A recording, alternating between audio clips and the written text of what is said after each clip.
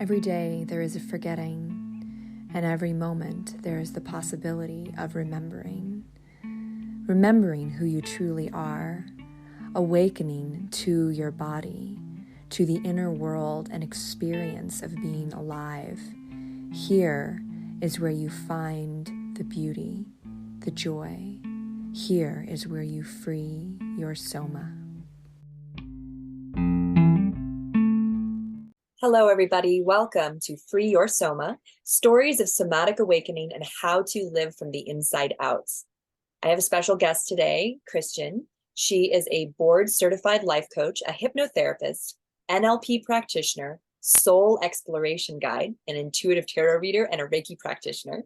And she helps free-spirited, free-thinking women overcome years of conditioning and restrictive programming, so they can live their most badass life beyond what they've been told is possible. So that is a really long list of a bunch of really beautiful skills that you bring to the table. Welcome. Thank you for having me.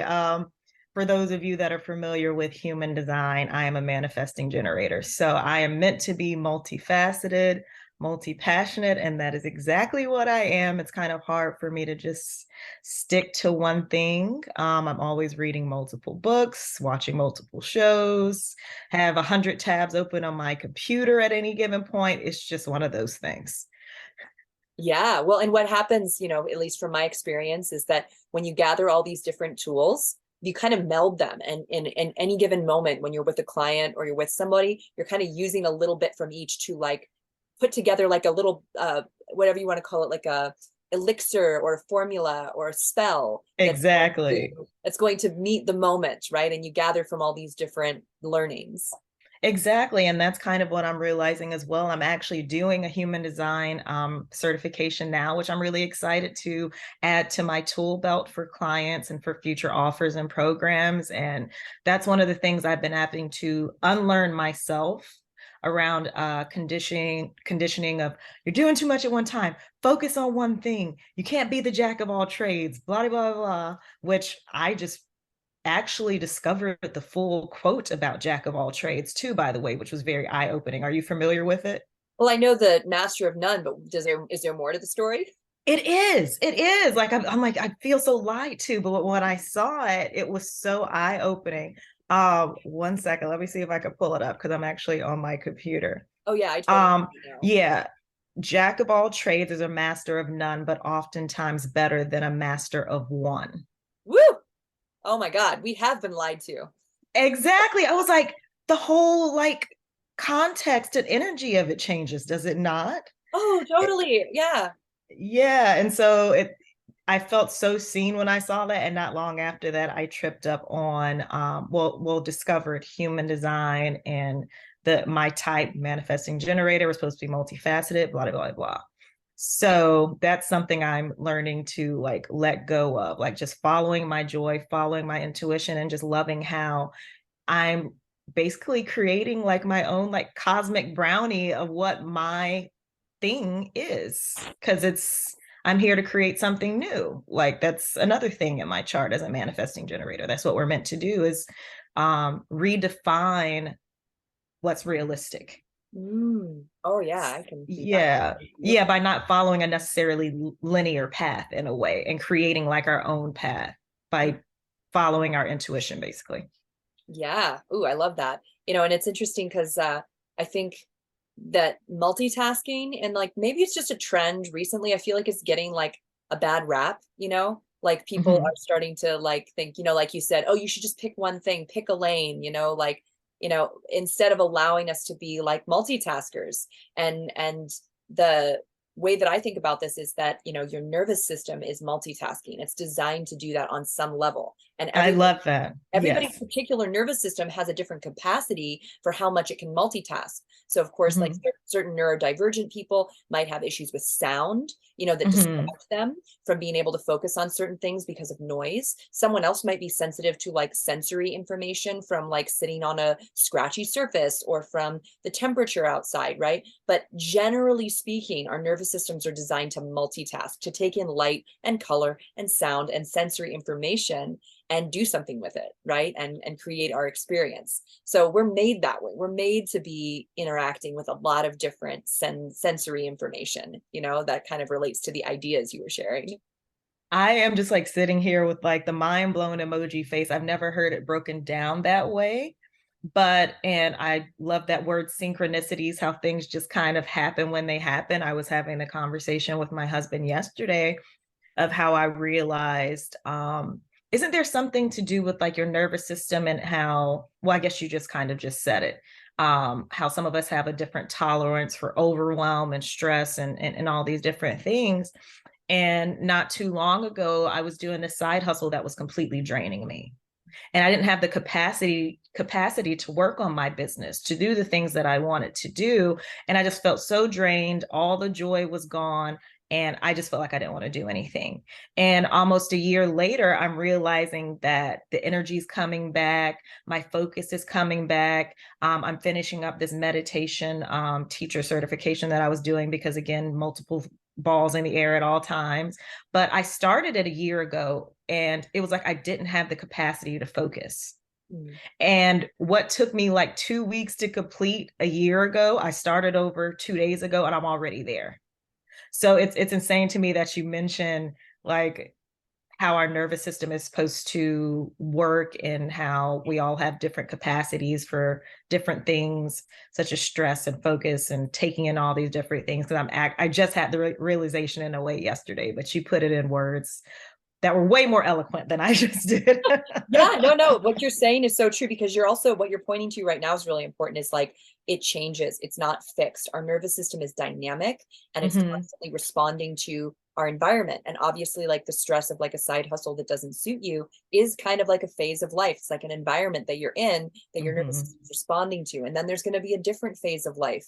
And this changes from moment to moment, literally throughout our day. But you can kind of like take it out to like macros and look at it like, oh, a few months at a time, a few weeks, a few years at a time. We slowly are shifting and evolving. It's never fixed. We're not just one way. That's why I think sometimes when people get a diagnosis, it can feel limiting, right? And you know what? This ties in with what we're going to talk about today, because I'd love to get us, this is juicy, I'd love to get us back onto the subjects that we're going to talk about today. Yeah. Because we're going to talk about some archetypes today. Specifically, I'm really excited. We're going to talk about the archetype of the witch, because this is one archetype that you have been exploring, playing with. It's one of your many, you know, identities and tools that you're utilizing.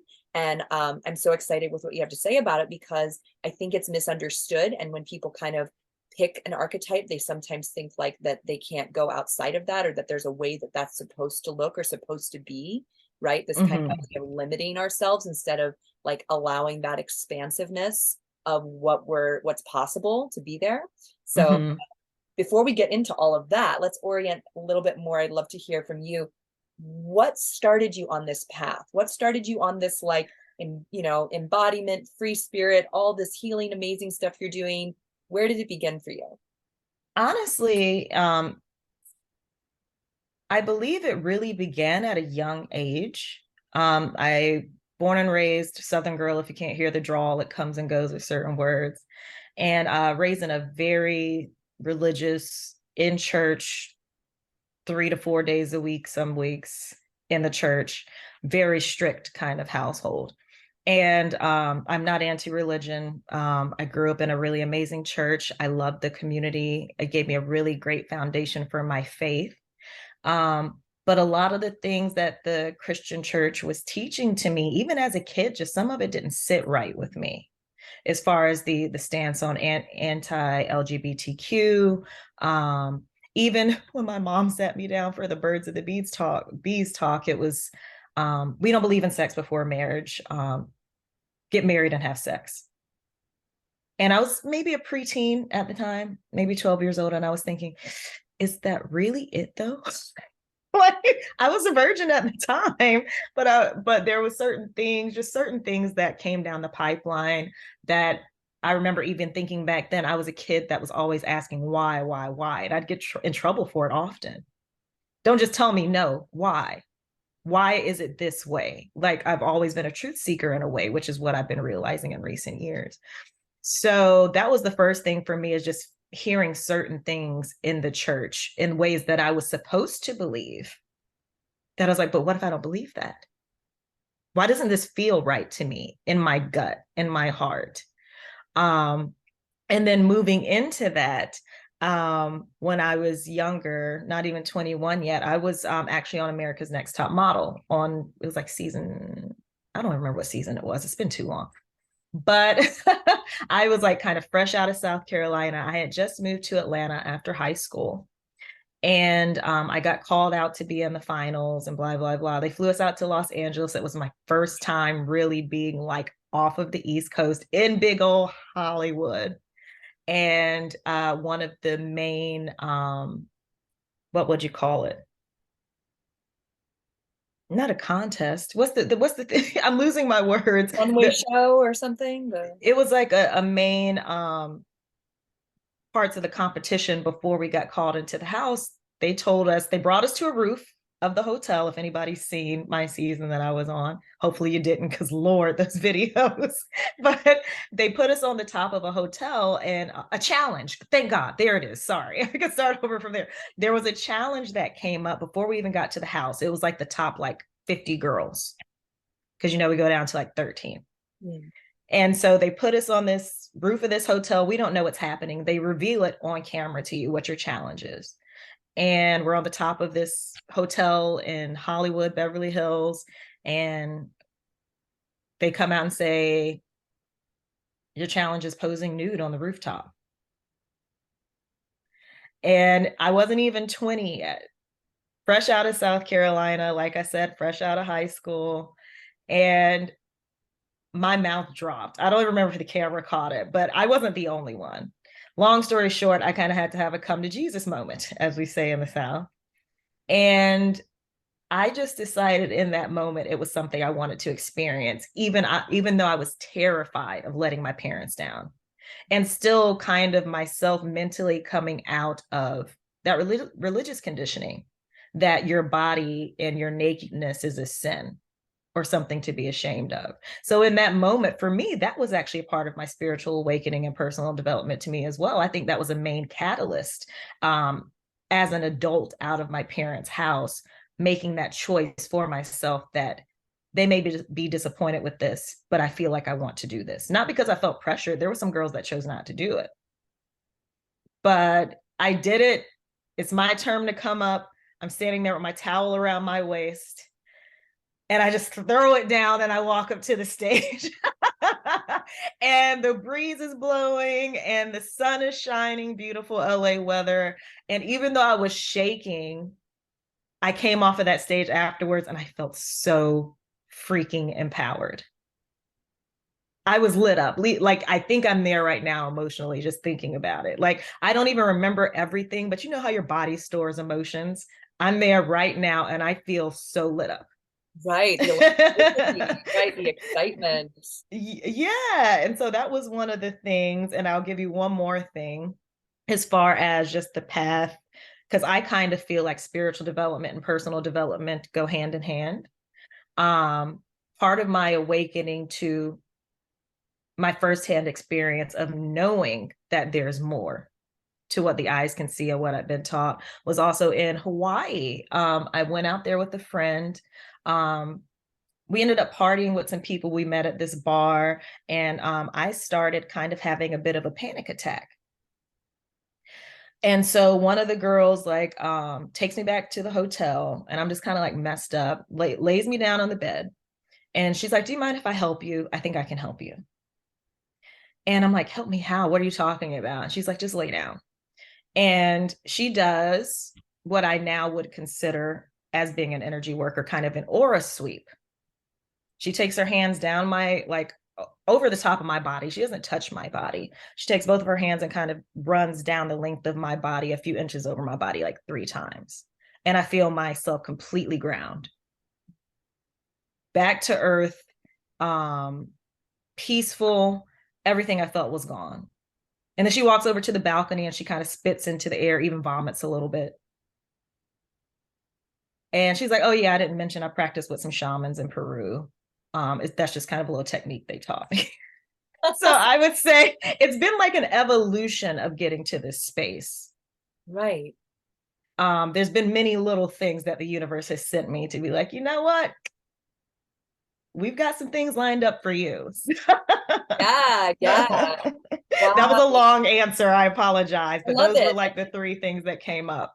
Yeah, you know, and created like a really nice timeline of kind of seeing you in these different stages of your life, you know, and with it's interesting with the America's Top Model challenge and that, you know, I think the thing that probably made it so, I guess, empowering and like amazing for you is that you were able to listen to yourself and choose what Mm-hmm. you wanted to do and do Mm-hmm. that, not listen to the conditioning that you had from your religion and from your family, but feel into yourself in the moment and like Mm-hmm. allow yourself to go into that space of freedom and excitement and taking a risk, right?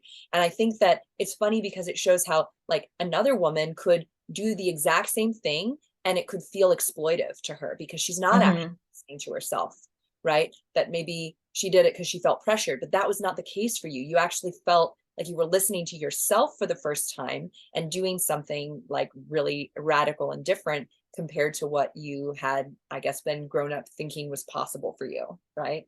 Exactly. And you hit the nose on the head to me too.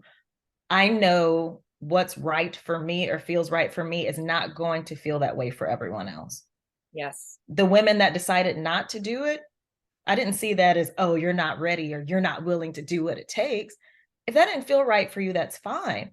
But then also there's the flip side of what if I am that woman that likes to be naked or likes to dress or be scantily clad, as the old folks say? Like, and I think that's also as we lean into talking about the witch archetype, is the idea that everybody's path is meant to look different. We're not all meant to be fit into a box. We all have our own unique light that radiates differently from one another, and that's the way it's supposed to be. Yes, yes, absolutely. I totally agree. And that kind of individualism and connecting in with what you have to offer is is huge. It's something that like I do in my somatic work with people, and I can see that Mm. you're also doing that in, you know, the methods that you bring in. It's all about that. It's all about letting people experience and feel their individual and personal power. So, Yeah. uh, how do you define witch? Like, if we're talking about the witch archetype, what does that mean to you? What do you think of Oh the word? man, I swear this is a rabbit hole that I've really enjoyed exploring and just reading about and researching for myself outside of the biased religious sources and the propaganda. Um, but the witch archetype for me, she's so much, and this is honestly nothing new in my reading. She's made her appearances in the 70s, the 60s. It always comes back around, but now specifically for me, she's a representation of who I feel myself to be in my fullest authenticity and power. The witch and the archetype of the witch isn't worried about social conformity or fitting in or people pleasing or judgment or criticism. And oftentimes the witch is the activist. She's the person, or I'll say the being, because a witch is not necessarily um, focused on the gender binary. The wise one is typically what the word witch means. It just simply means wise one. But she's typically the activist, someone that's not afraid to utilize her voice and speak up and like shake shit up. So with all of that said, the witch archetype to me, leaning into that essence of what the witch means, is really reclaiming that power that was demonized and saying, hey, I don't need to look like what you think I need to look like. I don't need to lean into this patriarchal feminine archetype that you've said that I need to behave like or speak like. It's it's just this all-encompassing energy of just standing in your power and your sovereignty, regardless of what other people have to say. Yes, and there's a compelling nature to that. I think, you know, with a lot of times with these archetypes of the witch, we think of like a woman casting spells or, you know, Oh enchanting God. people, right? Yeah. But you know, the power that you just spoke to, the person who's standing up, there is definitely like an enchanting quality to that. There's, you know, that compels people to follow in some way, whether it's taking action in their own lives or taking social action, or, you know, standing up and joining and saying, yeah, you know, like this, there's a movement here. This is, and that's kind of another way of looking at the idea of like spell casting or enchantment, is that you're inspiring people through your own example, through your personal power, to experience something new, to experience something novel that is otherwise unavailable. Exactly. And I don't even remember exactly when I started researching or what got me into it. It might have been a woman that used to read for me a while back. And she was just holding a piece of my jewelry. And because she liked to kind of like hold on to it for energy. It was one of the first times I sat and read with her. And she's like, "You're kind of giving me witch energy." And she said it. And I was like, you know what? Actually, that feels pretty good. And then also, again, going back to conditioning and misinformation, my mind goes to, wait, is that a bad thing? And then I think it kind of started snowballing from there, me just doing my own research on exactly what does it mean to be a witch? What do they do? Right? Because what we've been taught specifically, I believe, in the Christian church, is that the witch is this hag, this evil person that does mind control and kills babies and has fornicates with the devil. And it's not that at all. It's not that at all. I can tell all of you listening from all the reading that I've done, when you're reading from an unbiased source, is that it is the complete opposite. Yes, yes. So then what does a witch look like? Especially say like a modern witch. Like what does a witch look like these days? Well, the thing that I'm realizing, and I just finished a book, a really powerful book, Witches, Sluts, and Feminists. I believe the author's name was Kristen Solil or something like that. Um, she speaks to it, but it was a very eye-opening book for me. Yeah, Kristen Soleil, I believe is her last name. But in answering your question, the witch looks like you and me. There's no set look or type that has to be, that makes a witch a witch. Like, to me, media and religion has kind of had their grip on it for generations, thousands of years actually.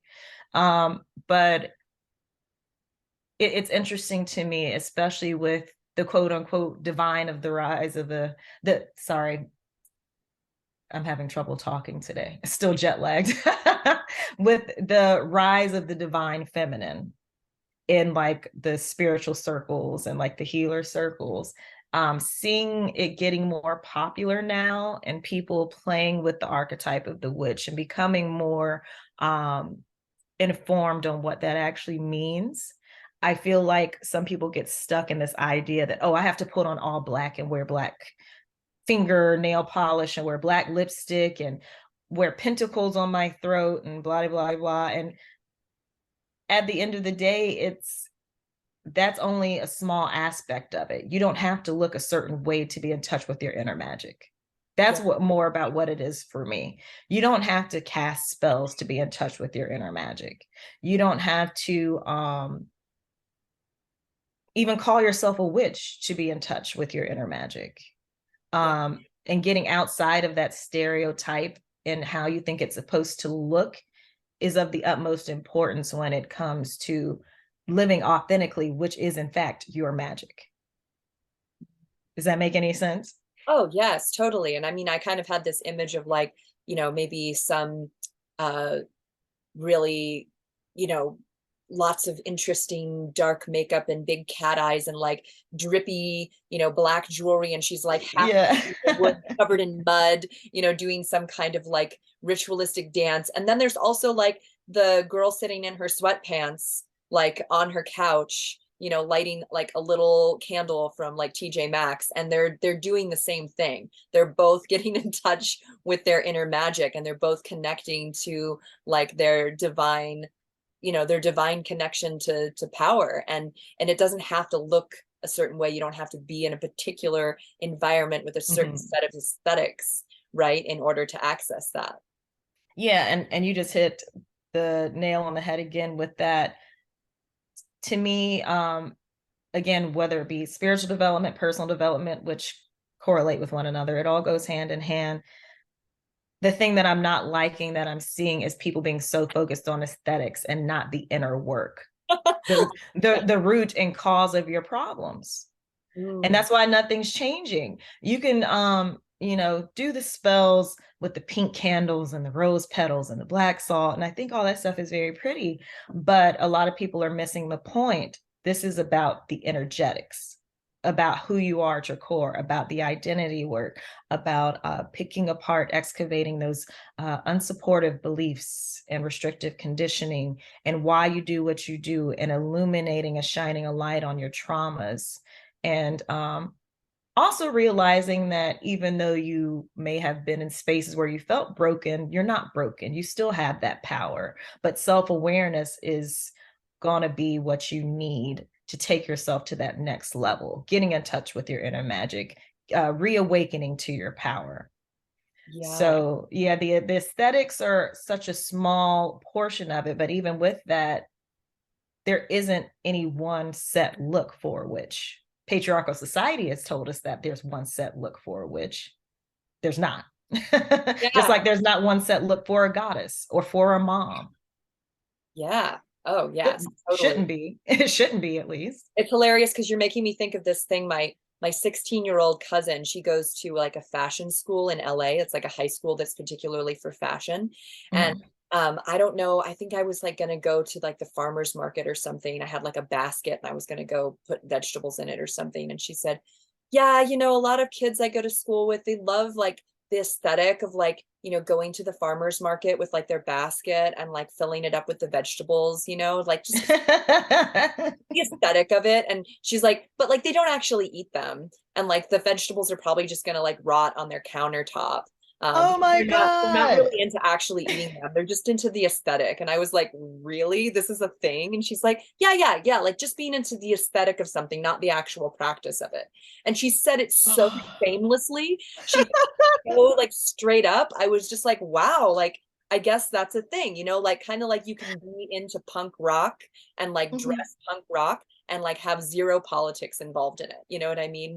Which seems kind of like, funny because that's like punk rock is all about politics, like at the core of it, you know what I mean? But you can also just be into the aesthetic of it. You're just like, this looks cool and I like spikes. Oh, the Instagrammable moments. Yeah, but like you said, like that doesn't really lead anywhere, you know what I mean? Like doesn't really like take us to where we can go, like kind of what these visuals are sort of pointing us in the direction of. It's just at that point, it's just kind of make believe. And versus what you're really talking about is this deep excavation of ourselves and of our bodies to get in touch with that true nature, that power that we have. And that's way more juicy than any, cute Instagram photo.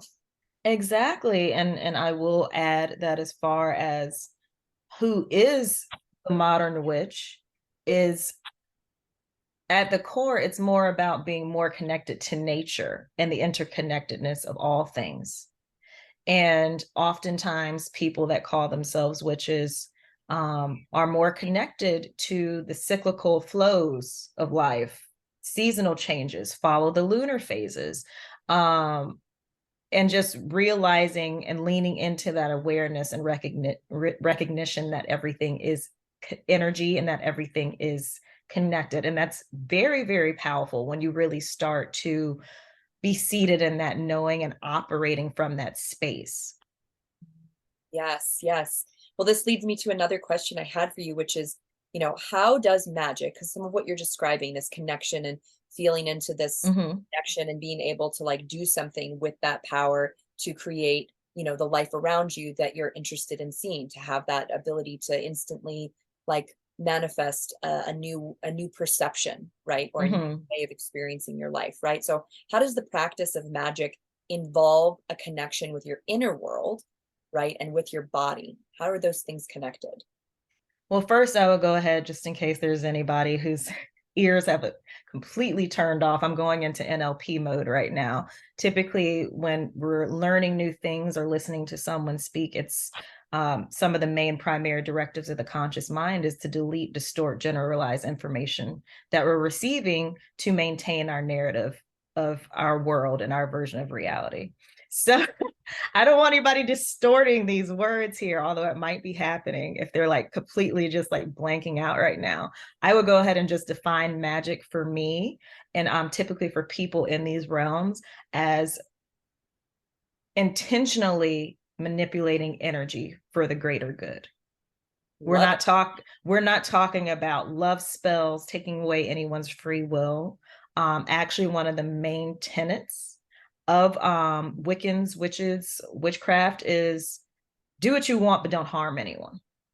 A lot of people don't know that. And spell work isn't even really my thing. We can get into that later. But when I'm speaking of magic, I'm speaking of just the overall collective energy, creative energy, life force energy that's available to everyone. it. And with that, a lot of people see magic as being so woo-woo, right? And even with me being in this space and playing with Reiki and loving tarot, that's my divination tool of choice, I'm still very skeptical and analytical. I have to see some science and some proof. I'm not just going to sit here with a crystal and just like think that it's just going to work on its own. I'm very much, this needs to be a holistic experience. Okay. Just throwing that out there. But I believe in regard to how magic involves, I believe you asked me, magic involves connection with the inner world and the body and everything. So science, one thing that I'm loving is that science, it has proven and is proving that everything is energy, right? And that, well, some things that I've been taught in NLP and, you know, what a lot of people already know about is that our thoughts create feelings and our feelings lead us to certain behaviors and actions, which then create the results around us in our reality.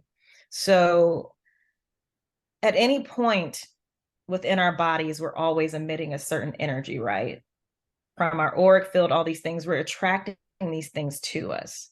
So if things aren't right within our bodies, things in our outer world are not going to be right. We're going to be attracting the things that we're running away from. And I even thought about it recently because, you know, like energy attracts like energy. And also, I was thinking about it recently. And as I've been deconditioning from some of these religious beliefs and things and shame around sex and pleasure and joy, I ran into the phrase of the Dantian in Chinese medicine. Are you familiar with it? No, tell me. The space in our abdomen around our solar Oh, plexus, sacral, and root yes. When you chakra use that word, that holds and attracts and creates life force energy. Why is it that in patriarchal society we're taught to feel so much shame and self-loathing around sex and our pleasure, but in Eastern medicine that has existed for thousands of years, they know and they're teaching that this is the space from which everything is formed. Our creative energy, our joy, our pleasure, our confidence. So when I think of that as magic being energy and everything that's happening within us is happening without us, there's got to be a balance. I don't know if that answered your question, but like our body is our temple, is where our soul resides. And if within our soul, we're not doing the work, we're holding on to these traumas, we're not doing the personal development work, we're not trying to release things, process things, we're ignoring our feelings, we're going to receive more of that. So at any given point, that magic and manipulation of energy for the highest good becomes blocked and dysregulated, like similar to our nervous system. That's kind of the way I look at it. I don't know if that was a roundabout way of answering it. no, it totally does. And I love that, what was the word again that you said for that space in our abdomen? The dantian. The way I've seen it spelled was DAN space TIEN. But then Okay. I've also seen it spelled TANTIEN. Oh, I love this. It's a new word because I'm very familiar with this space. In my somatic training, we call this space, we defined it a little more loosely. It's the space between your rib cage and your pelvis. It's this portion Mm-hmm. of this space, and we call it the somatic center. And it's actually where all movement, like we're talking flowing, easy, functional, full body movement, something like Yeah. running or walking, it Mm-hmm. actually originates in this space, in this intersection of all of these different muscle groups, right? I love that. Yeah, And it's funny how like across different cultural lines and things, like there's this awareness of different spaces, and even how across cultural lines there's all these different words for life force, energy, and spirit. Like it's all the same. People just get lost in the sauce with what it's called and who's right and who's wrong, right? right. And it's always, we're also like, sometimes we're talking on different layers of our auric field. Like the one that I'm talking about with the muscle structure is very like, Mhm. first chakra, like, first layer of our aura. It's very, very physical and like like biomechanical. But there's other Mhm. layers to this, and there's spiritual layers. And, there's also our, our sexual energy body, and like the organs of our sexual reproduction. That's a different layer of our body system than our muscular structure, but they're connected, they're intertwined, they're Uh-huh. communicating with each other all the time, and Yeah. so my practice is about releasing the muscular structure in that space and bringing it back to balance, which would also shift the energy. So it's kind of like you can work with the energy to free up this space, and you can also work with the physical body, but they're both interchangeably happening. And sometimes, like when you experience this shifting in that space in your body, and maybe you can speak to this, when you experience a shift in your life force energy, it feels like magic. It feels like something supernatural has just occurred. Beautiful. Yes, I love that. Yeah, yeah. I love that, and it's just interesting. Like the more I do my own research and the more I read, I've become the biggest book nerd since 2020. I think that was like one of the like main blessings that I experienced post COVID, is like really just getting more into reading and learning and deepening my knowledge in these fields. And yeah, it's really interesting. But when I tripped up over that phrase of the dantian and that space in the abdomen, I was like, it's amazing how just in contrast the difference is between certain Western philosophies and Eastern philosophies, and how they see energy and how our bodies and spirit and minds are meant to operate together.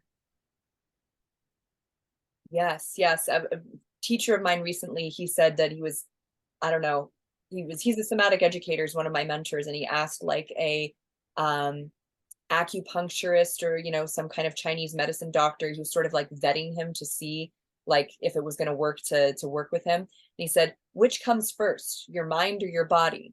And he said, Mm. both at the same time, all the time. And he was like, yes, you passed the test. That's the right answer. They're both at the same time all the time. They're always together. There's not one before the other. We sometimes think that there's one before the other, but they're always simultaneous. It's about whether, our mind is the first thing we notice, or our body is the first thing we notice, because maybe our awareness is going to be one before the other, but they're always together. Yeah. That's an interesting way to look at it. I love that. I don't think I'd ever really considered that. Um, but thinking about like when I've had my own experiences in like a Reiki session or something like that, and I guess, yeah, you can't really have the awareness without the brain being there, but then you wouldn't feel it if the body wasn't there. So I could see like I could see that. I just love how somebody could say something and like a light bulb goes off. So that's Yeah. kind of what happened to me just now. I'm like, oh, that is so true. Yeah. I mean, that's what's so great about this podcast, is we get to talk about these things and discover along our way. You know, Part of what I wanted to talk about today, because you've mentioned this a little bit before, was unresolved trauma and the way that our unresolved issues and the conditioning that we carry, right? Because I think, trauma is such a loaded word, and sometimes we're talking about Mm. trauma But really what we're meaning, kind of more neutral word is like the conditioning of the nervous system to respond to life in a particular way based on some past experience, right? So we could say trauma, or we could say conditioning. We're kind of talking about the same sort of thing at the end of the day, just varying degrees of intensity, right? Yeah. But how does that affect or impact your ability to actually be in touch with your magic, or even to utilize it, to actually use your magic for the greater good? I might need a minute with this.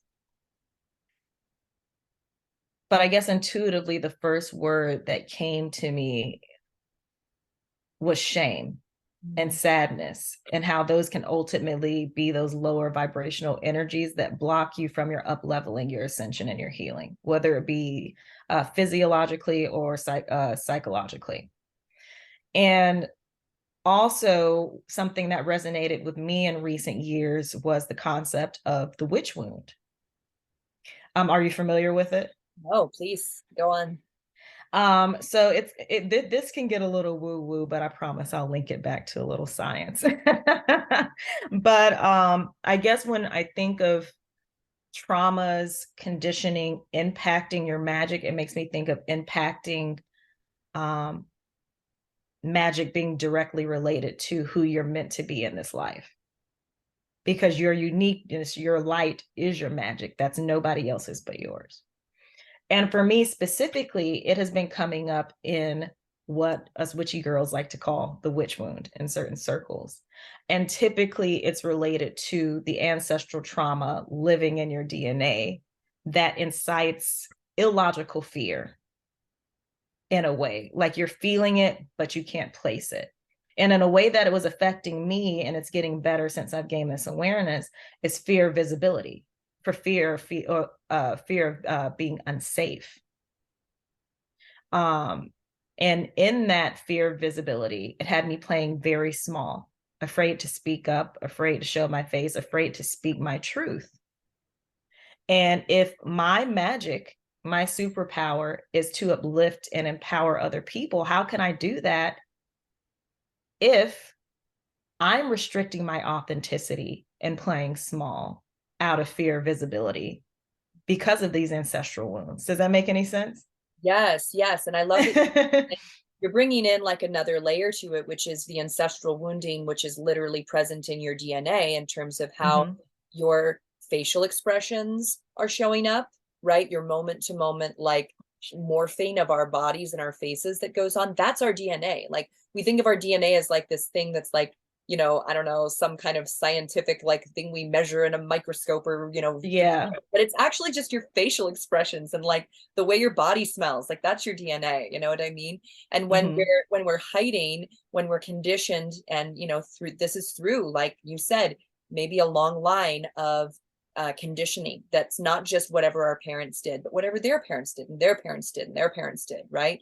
And we're conditioned in this way to make ourselves smaller, so it's not to attract negative attention in some way, right? To be shamed, to be ridiculed, to be called out, maybe even to be like, some person's DNA might even have someone who was burned at the stake, Exactly. like, Exactly. some sort of serious like wounding that may be present, right? Of course our bodies are going to want to hide us to protect us, and so that would be literally in how you physically show up in the world, how you are when you stand up, I don't know, at like a networking event and share what you're up to, or talk to somebody on a discovery call. All of that is going to be present, and I think you said it really beautifully in terms of the the wounding keeps you from being able to do what you're here to do and share your magic. And what it sounds like in so many ways you do is you actually help activate other people's magic. You help them discover their magic, right? And that's Yes. such a beautiful thing. You wouldn't want to deprive the world of that. And so Oh yeah. Oh, most definitely not. And for the people listening, this stuff is not all woo woo. Go look up epigenetics. Have you been reading? Are you familiar with epigenetics? Absolutely. Yes. That has been so fascinating to me. I picked up the book. It Didn't Start With You. It's a book on intergenerational trauma that's been very eye opening, and I finally got Becoming Supernatural, Joe Dispenza. Oh, I haven't read that one yet. I've heard great things about him. My mom really likes him. She's been talking about him for a while. I haven't gotten on board yet. Yeah, definitely get on it. But I just love when spirit is meeting science now in these realms, and they're saying, hey, we're still a ways off, but we are connecting these things now. Because to me, that's honestly where the magic is in this life. We're meant to have doctors and medicines and tools, but we can't just be diagnosing and treating the symptoms when we're missing the root problems at it. The level of the body, the level of the mind, the level of the emotions. We should be working with all of these things together. I would never tell somebody that had just been diagnosed with cancer to only do Reiki. Right. When they have the option to have the tools and go see the doctor and see what the doctor has to say. But I also don't necessarily agree with people just pumping poison into their bodies and they're forgetting about the energetic and spiritual space. Right, right. And those energetic and spiritual tools are going to actually help their body handle the toxicity of the chemo that may also be part of the formula in saving their lives. It's better to do both than to than to just do the poison without something that's also going to soften that blow. That's all. Exactly. And I'll add in one more thing. Again, this word magic we keep using. I feel like I was feeling led into the aspect of people's life purpose. And if you're continuing to let your conditioning and trauma hold you back from your magic, which is a part of your life purpose. And in general, as I'm studying the gene keys in human design, something that I read that I loved is literally like your life purpose here is to be radiant energy, to be light. And how can you do that if you have things holding you back? If you have certain things that you aren't willing to face, certain fears you aren't willing to let go of, how can you be that and fulfill what you were here to fulfill? Like if you're impacting your magic, if you're not working through these unresolved conditionings and limiting beliefs and traumas. So it's pretty deep stuff, but also it can be pretty simple when you start to think about it. It's interesting, like that paradox. Yes, yes. So let's get into this a little deeper. Like, what are some of your tools for the things that you mentioned for transforming these the conditioning? What are the things that you utilize in your practice when you talk about, letting go of the conditioning that's been ancestral or the conditioning that's been, in this life with the religious stuff? What are the practices that you actively do? Again, holistic. Energetically, I've been loving Reiki. That was one of the best decisions I ever made. My best friend from high school actually was the catalyst for me with that. She got attuned to Reiki, and then I started taking her class. So that was a really beautiful, eye-opening moment for me. And I give myself a daily self Reiki, like every night, sometimes in the morning, but typically when I'm falling asleep, I just place my hands on my heart and my stomach. So I'm kind of giving myself like a little sleepy dose. And then mentally, though, hypnotherapy has been such a blessing. I honestly thought it was a crock of shit for a minute. excuse my language. But and I'm still looking to like for more research and things like that. Cause like I said, I love to see hard evidence. But even in that, just the firsthand experience of slowly recognizing how my thought patterns are changing and seeing certain negative feedback loops falling away, certain patterns that weren't serving me falling away, and even noticing like, oh, those shame spirals I used to fall into aren't lasting as long as they used to. And it's interesting how like it actually works. I didn't think it was like a thing, and a lot of people don't realize that hypnotherapy is very similar to meditation, just the intention is different. You go into the same type of brain waves, into theta waves, as you do a meditation, and it puts you into a more relaxed space to be able to bypass that monkey mind, the analytical, critical thinking factor that anytime you tell yourself something good about yourself, it's automatically deflected by your ego or by your childhood wounding, you know? So I do self-hypnosis. I've done hypnosis with other professionals as well. And it's not a magic pill, but something that slowly happens over time. Yes, and there's an aspect of like reconditioning your unconscious mind is what I've kind of understood hypnotherapy to be able to do. And Yes. it's so fascinating to me. You know, I've recently started doing more, 'cause my past was I was a yoga teacher for many years, and then now I'm a somatic educator. And now I'm starting to blend the two more. I'm starting to like kind of bring them together. And Mm-hmm. with that, I have really started to honor and respect the way that body practices, like you said, meditation, but also hypnotherapy, which I count that as a body practice. I mean, some people Mm-hmm. have a bunch of, you know, mental energy because you're just, you know, sitting still, but there's a whole element to like your breathing and your eyes and all of this when you're doing hypnotherapy, right? So it's Mm-hmm. body practice, but body practices like this, including the somatic work and the yoga, you know, they take us into this altered state of consciousness where we are more vulnerable, where we're more susceptible and open to conditioning, right? And Mm-hmm. I remember reading this, and I can't remember where at this time. I'm sure somebody listening probably knows what I'm talking about. Maybe you do. That when we're children, we're living in kind of an altered state of consciousness from the time that we're like born until we're like 7 or 8, or maybe even beyond that. Yes. We're in different Yes. brain waves where we're more susceptible to conditioning. And that's Mm-hmm. actually how we get this conditioning, this, you know, layers of beliefs and patterns that are not really us, but they are something that we received and we internalized at one point and became part of our makeup, of our like thinking and our processing, right? Well, when you go into these altered states like you're talking about in hypnotherapy, you're getting a chance to reprogram. And like you said, Mm-hmm. it doesn't happen instantly. I mean, of course, I always have those clients who have some breakthrough moment, you know, and like things really shift really quickly, but not everybody's like that. And sometimes it does take consistency to make long changing like differences in the way that you've been operating. So I think that's really powerful that you can do this for yourself. Self hypnosis, you said? Yes, yeah, and people don't realize that you can actually do that. You don't necessarily have to go to a professional hypnotherapist. Of course, we're going to know a little more than you do because you know we've gone through certifications, just learning the knowledge, working with someone that's been doing it longer than us, all these things. Um, but you can totally do self hypnosis just simply by like making a voice memo on your phone and playing it back to yourself. But I mean, even again, to those who may have completely blanked out because hypnotherapy sounds way too woo woo and there's no science behind it, if you think about it logically, if you're continually telling yourself something, whether it be good or bad, what do you think is going to happen to your brain and your body?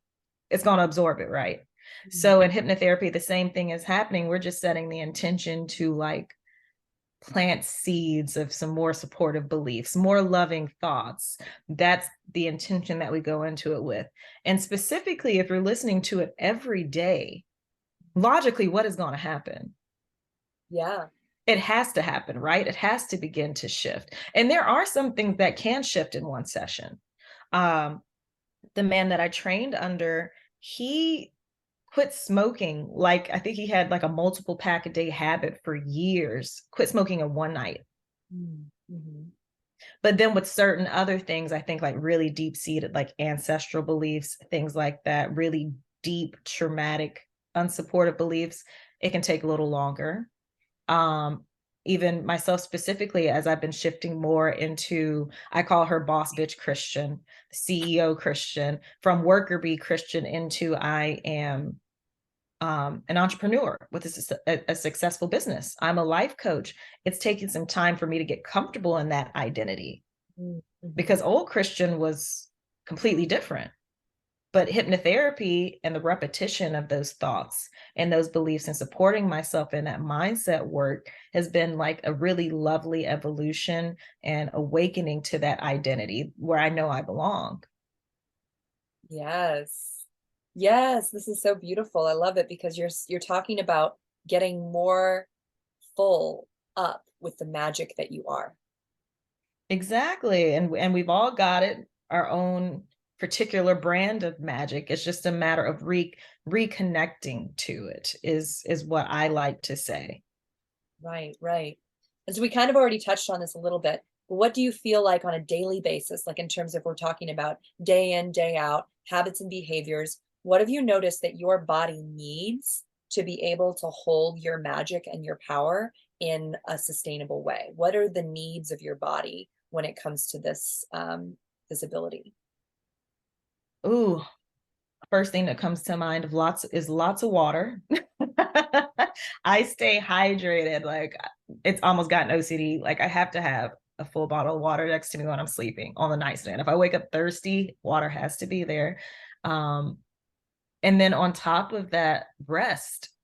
My body likes sleep, and I need a lot of sleep to feel good. Not like an overly amount, but my Leo husband, his fire never burns out. He's always on the move. He can go to sleep at midnight and wake up at 4 a.m.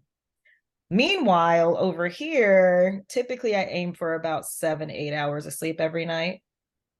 Honestly, some seasons, and I'm learning to also listen to my body as we talk more about somatics and all that. I just started learning to listen to my body because I realized my energy happens in cycles. There's some days when I need 9 hours of sleep. And then there's some days when I'll wake up and it's been 6 hours. And I'm like, oh, okay, that's fine. We're up. We're up. Let's get some stuff done. So I think that's also just important for the audience to notice, to really even start keeping a journal and seeing like how your energy cycles, especially if you're into human design. So some of us are meant to have less sleep than others. And then there's even your circadian rhythms and all of those things. So it can change, just like everything else we've talked about. There's going to be times when it spirals up, times when it spirals down. What I want to eat changes. I could eat salads 3 days straight, and then I don't want a salad for like a month. But water and rest are the things that have really been really supportive for me, and just feeling like the best person, and also my environment. I don't have a lot of drama in my friendships, my relationships, my marriage. So back to epigenetics. Your environment and the people that you encounter do and will affect your energy, even how your genes are expressed. Yes. That's being proven by science. Okay, I know. people. Well, I mean, because I've been learning a lot about our microbiome, and we think of our microbiome as like our gut, and yeah, there's a lot of, in our colon is like the highest concentration, but it's actually all over your body. It's like, it's in the molecules coming out of your mouth when you breathe. And when we're in an environment of any kind, we're receiving the microbiome of that environment. We're receiving the bacteria and the information from our environment. And it's so good. And it's blending and interacting with our microbiome. And the same thing with people and animals. If you're around somebody who has a healthy, strong microbiome, you're going to be impacted by that positively, and if you're around someone who has a weaker, more, compromised microbiome, you're going to be impacted by that. But the good news is they're going to be impacted by your slightly healthier one. Interesting. Yeah, I don't think I'm familiar. Oh, Yeah. sorry. Yeah, I didn't mean to speak over you. I don't think I'm familiar with, I've seen the word microbiome, but I wasn't exactly sure of like exactly what it was. It's just all the microbes that are living on and in your body and influencing you. I mean, it's crazy. It's a whole rabbit hole. I'm probably planting a seed right now. This will be like the next leg of like part of your discovery pattern if you haven't gone there yet. Oh man, yeah, my mind is constantly moving. I have an Amazon list 2 miles long of books to get to, and it's exciting and overwhelming at the same time. But I think it's interesting as far as that. I keep going back to human design because that's the certification I'm working on now. But it's similar to that. In human design, we have certain energy centers that we're meant to pull from, and how we operate and move in the world. To like, I guess in a way to help you operate outside of societal limitations. And in that, there's the concept that your energy can impact and does impact the other people that are around you. And where your centers are open, which are like less defined, less consistent energy, if somebody in the room with you has those centers defined, you can borrow energy from them. Mm-hmm. So that's kind of what you made me just think of when you were speaking on that. Yeah, totally. Like someone else could have a certain configuration of microbes that you might be missing. And so literally in their presence, you feel a little bit different. Your biology is being impacted just very slightly, especially if you're spending a lot of time with them. I mean, the perfect example here would be like a life partner or someone that you're, kissing and smooching on, because what better way to get microbes than, but Exactly. but yeah, so then of course their their microbiomes impacting yours. The microbes that maybe you had an abundance of that they didn't have any of are getting exchanged and moved around. And I think honestly, that's how people end up like looking like their partner. You ever hear that when you're like with someone long That time, is so start looking like each funny. other? Yes, I have heard that. That's an interesting way to look at it. Again, I just love the way everything starts to work together and support one another. The more we talk about these things and the different schools of thought and different modalities, like everything supports one another when you start like getting deeper into all these things. Yes. I'm brought back to what you said earlier about, magic and being a witch is about connecting with and seeing the interconnectedness of things, seeing this fabric of how everything is woven together and connected. That even with this idea of like opposing beliefs or opposing energies, they're part of a balance. They're part of a dance that's always going on.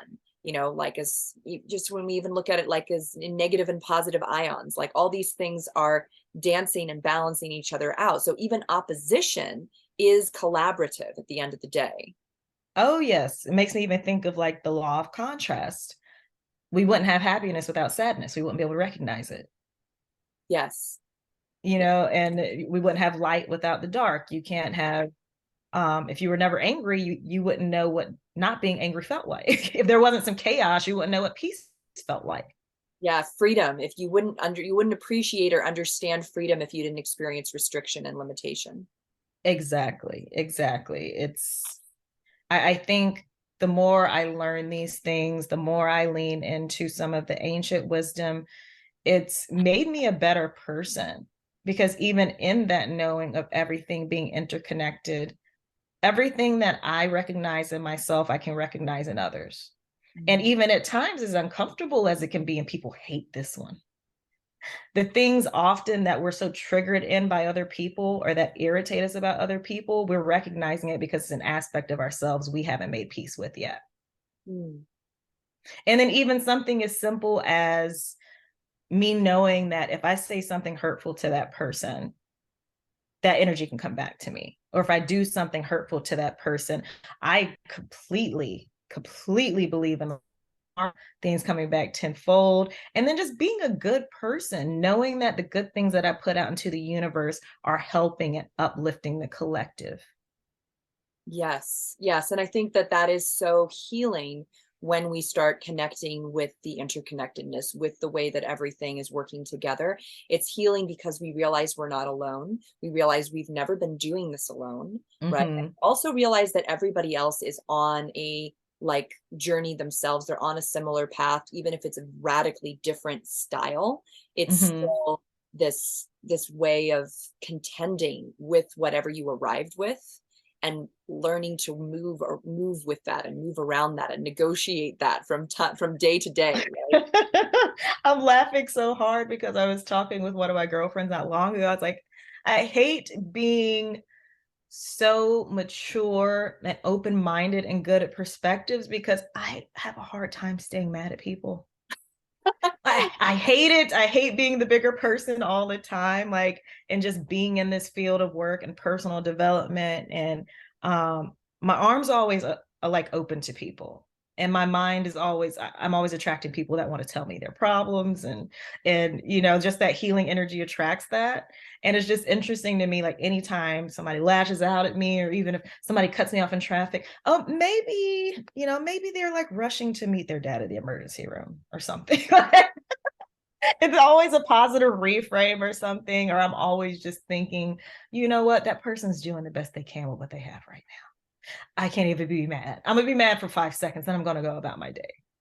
Oh, yeah, yeah. Isn't that funny? Because there's some part of us that like wants to stay like in our justice, in our version of like justice. I know that feeling when you're kind of like, oh, really? I'm the bigger person again. Like I'm gonna Always. let this go again, like, someone else got to take some like some responsibility here and do this because, like, is it just me? I know that feeling. I know what you're talking about.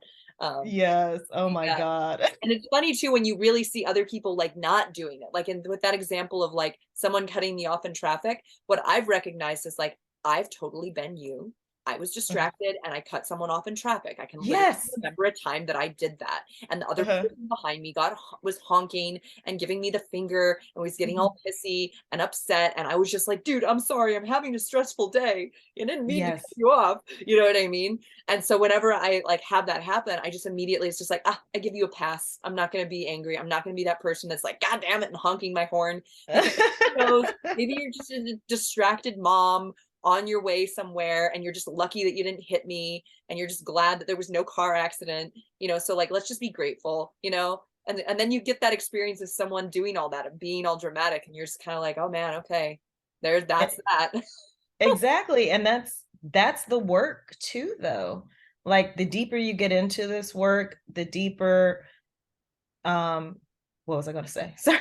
The deeper that we get into this work and the more work we do and the more we heal ourselves, the easier it is to put more love and understanding out into the universe. And then that snowballs in the most beautiful way. Like, who knows, that person that cut you off in traffic or said that mean thing to you, they might have been at the end of their rope. We don't know what's happening. Everybody's got their own thing going on. We don't know everybody's story. They might have been holding on to their last shred of sanity and hope in that moment. And you just sent them spiraling because you made it about you. Mm-hmm. You get what I'm saying? And then in this work, when we're obviously not perfect people. I'm not perfect by any means. I lose my temper. I snap at people, but just that awareness and feeling grounded. And again, back to interconnectedness of all things, realizing that they're no different from me. And I've been where they've been. And I also don't know what they're going through right now. Yeah.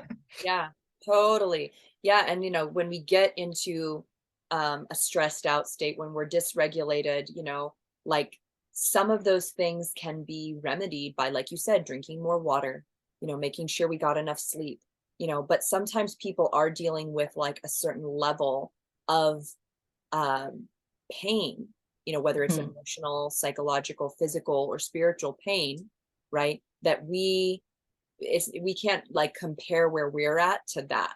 And so the comparison doesn't even, it's irrelevant. It's just like accepting, like, we're both on the same journey, but right now, whatever this person is dealing with, like, let me just give them some grace, because like you said, I don't know what it is. I don't know the level or the severity to which they may be suffering at this moment, and so Grace, what I can such a do, good word. is just bestow grace upon them, even momentarily in like a busy traffic situation. Exactly. Yeah, I'm glad you brought that word up. I knew there was a word I was forgetting through the interview, and I think grace was the word. Ooh, it's a good one. That word. Extending grace to everyone around us, even ourselves when we need it. Yes, totally. Well, this has been such an illuminating and beautiful conversation. I think you have a real gift for public speaking and for sharing what you're up to. So I know I've seen you on Instagram. You have made at different times these little reels where you're just kind of talking and telling people, about what you're noticing or what you're, something new that's coming into your consciousness. And there's this way that you're sharing, and I can feel that you're sharing from your heart. And so for anybody who, would love to connect with you, maybe you can tell us a little bit of where people can find you, whether that's on social media or somewhere else. Oh, thank you. Yes. So my Instagram, my business Instagram is Light Shadow Smoke, all one word. My personal is Christian the Gem, THEGEM, because I'm a Gemini, play on words. Hee hee. Because you're a precious, precious, beautiful stone. Oh, you are so sweet. Yes, play on words. You got it. Yeah, I'm definitely more active on the Light Shadow Smoke page, although I've been taking a little bit of a social media break while I work through these certifications and travel and extending myself grace for not being as consistent as I feel I should be. But yeah, I am there, and then my links are in my bio on both pages if you wish to get in touch with me through email. My booking links are on there as well. And then I also have some exciting new offers coming out soon that I'm working on. So I'm excited about that. You want to tell us about any of them or about anything that you particularly wouldn't invite anybody into experiencing with you?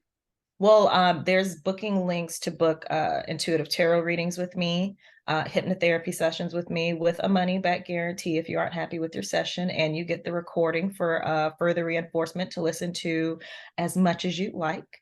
And then also my one-on-one guidance sessions and coaching packages. So my focus is typically women who are reconnecting with themselves, need help with soul exploration, connecting to their intuition. I have a lot of women coming to me after leaving long-term relationships and divorces. The universe keeps sending those to me. But also I can help you with a number of different things. It's just kind of a very customized approach. So we can get on a connection call if you have questions about how I can help you or if I can help you.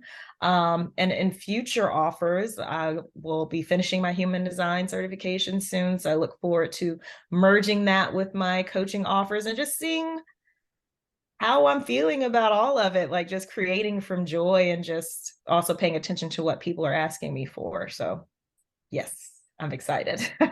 Beautiful. You totally blew my mind right at the beginning with that Jack of all trades quote. Would you mind saying that again for everybody and let them hear it again? Because yeah, it's perfect. And it also encapsulates you so well because it is, yes, it does. Taken all these tools and you're using them in this individualized, personal way with your magic.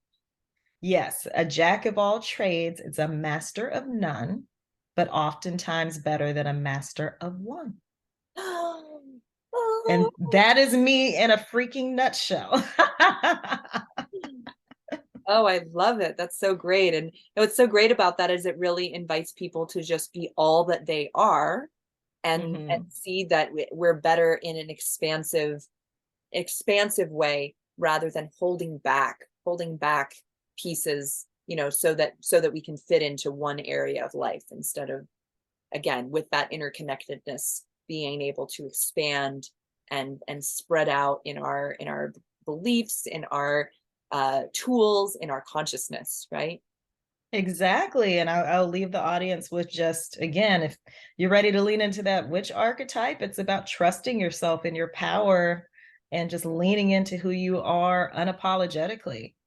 That's been what's been most beautiful for me. Perfect. Oh, well, thank you so much for being on my podcast. It's been a pleasure. And I really look forward to connecting with you more in the future. And thank you so much just for sharing all of your light and all of your magic today. Thank you for having me. It's so fun.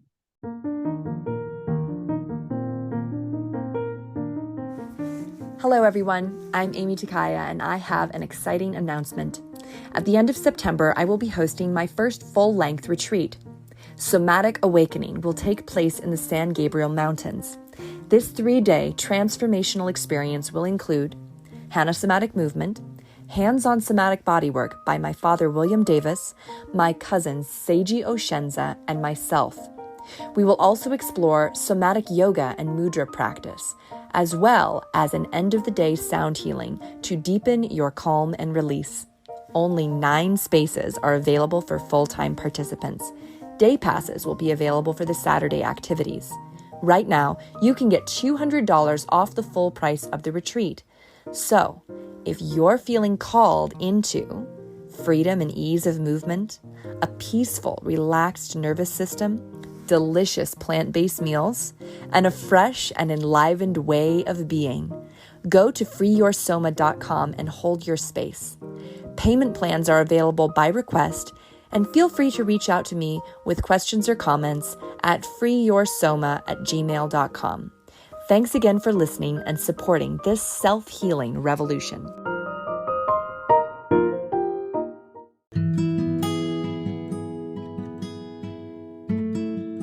You've been listening to the Free Your Soma podcast. Subscribe now to hear more stories of somatic awakening and gain knowledge and tools for somatic living.